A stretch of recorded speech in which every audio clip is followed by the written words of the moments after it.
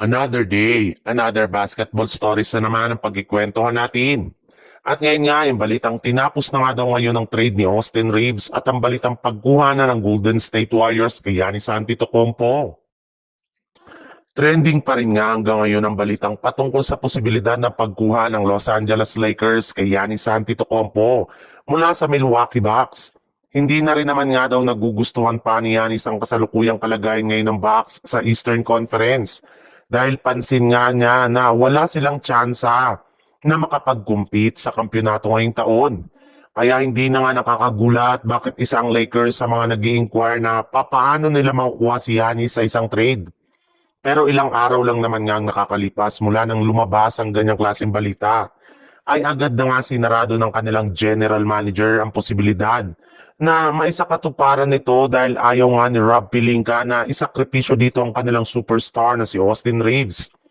Alam naman nga po ninyo na sa laki nga ng sweldo ni Giannis ay kakailanganin talaga ng Lakers na isakripisyo dito si Reeves, which is ayaw rin naman nga na gawin ng kanilang mismong front office.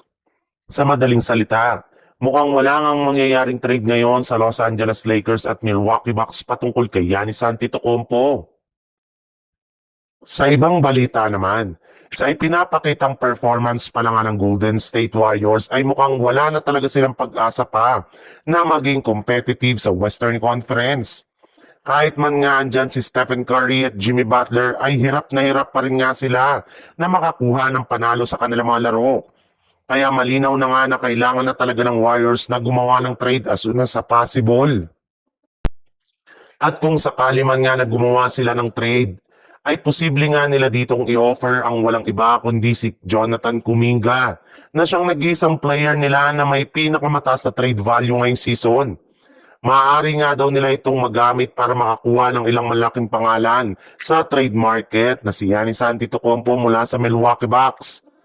Alam naman nga po ninyo na matagal na ang gustong umalis ni Kuminga sa Warriors at eto nga ang pagkakataon niya na lumipat sa ibang kupunan at magkaroon ng oportunidad na maipakita ang kanyang tunay na laro.